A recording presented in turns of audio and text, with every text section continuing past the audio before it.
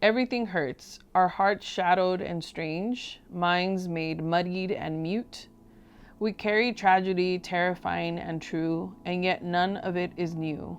We knew it as home, as horror, as heritage. Even our children cannot be children, cannot be. Poetry is so universal, so you can fit it into another catastrophe. Yeah. Start, they let you do it. You can do anything. Whatever you want. Grab him by the pussy. You can do anything. She would not be my first choice, that I can tell you. There has to be some form of punishment. For the woman? Yeah, there has to be some form. So you treat women with respect? I can't say that either. All right.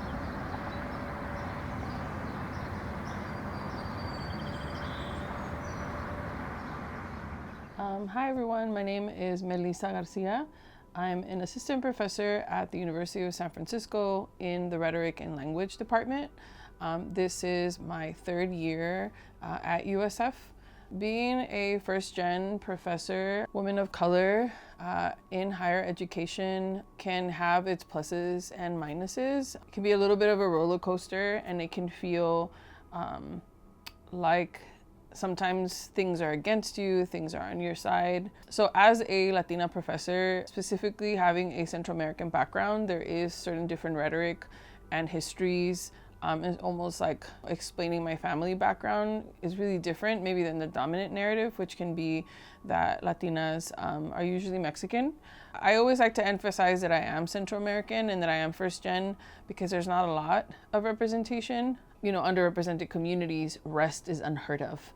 And we see this in our parents, in our grandparents. And so I always try to make sure that, you know, we take back time by resting, which is really important. And I also like to bring in experiences of my own as the first in my family to go to college into the classroom in order to have students feel like their experiences are also valid, even if they don't match up to mine.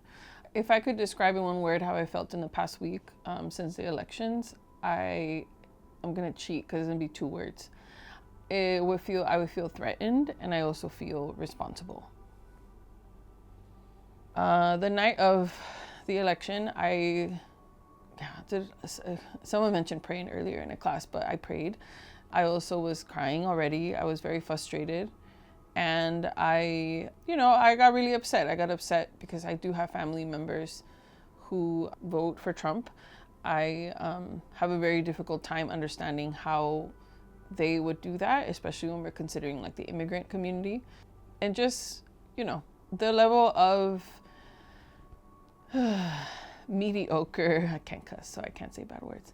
The level of how mediocre and unhuman people can be. I gravitate towards people who I feel comfortable around and who I know that I can be myself, can be my friends, my loved ones, right? And creating a safe space for me, at least at home per se, is to be with my dog, which is really helpful. She's, very nurturing, very caring. I also have a lot of plants at home, which also helps me to keep a balance of like not super focused on like rigidness or, potentially too many news.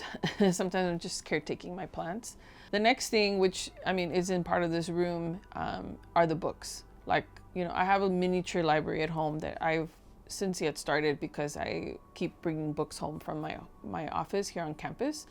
But books really help me kind of escape, but they also allow me to, if I feel angry, I can pick up that one book that can help me wrestle through whatever anger I have in relationship to different topics, right? The thing that I studied was poetry, so I do write, even if it's like on little post-it notes.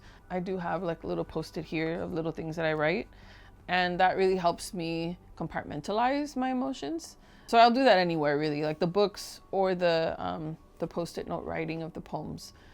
I'll, be really good after a meeting with a colleague or with a student and feel really excited about what the student is wanting to learn, or if they're working on a project. I also work with grad students, so kind of making sure that they stay connected to their project, connected to the goals that they have. And then I get off of these calls and I start crying, because I start to think about the impact that certain students will have versus others, what rhetoric and discourse that's really hateful, discriminatory, homophobic, right?